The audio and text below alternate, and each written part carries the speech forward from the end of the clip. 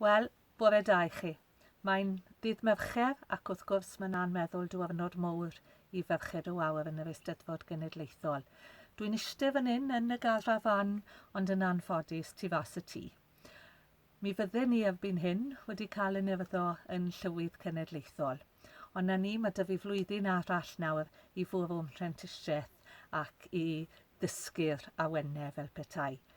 Ni'n hynod o ddiolchgar, dwi'n siŵr bod pawb yn hynod o ddiolchgar i'r swyddogion i gyd am barhau am flwyddyn ychwanegol ac i Meirwen am ein tywys ni drwy'r cyfnod anodd ac ansicr hwn. Os bydden ni'n Tregaron nawr wrth gwrs, fe fydde'r côr hwyliog mae'n bosib wedi perfformio ar y maes. Dwi'n siŵr bydde fe wedi mynd yn hwylus iawn, ond to mae gyda ni flwyddyn arall nawr i ymarfer a gobeithio newch chi gyd nawr gwmerfyd mantes o'r flwyddyn ychwanegol yma a dysgu'r geiriau. Na her i chi. Gwaith cartre am y flwyddyn sydd i ddod tan gewn ni gwrdd. A gobeithio'n wir gewn ni gwrdd cyn hir.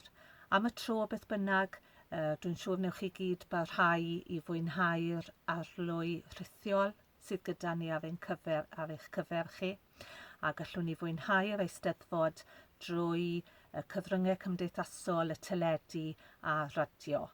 Yn y cyfamser dwi'n mynd i eistedd nôl a mwynhau a dychmygu bod fi yn Tregaron a cael dished fach o de. Neu, gwell beth? Geswch chi. Pob hwyl i chi a fe welwn i chi cyn bo hir. Ta-ra!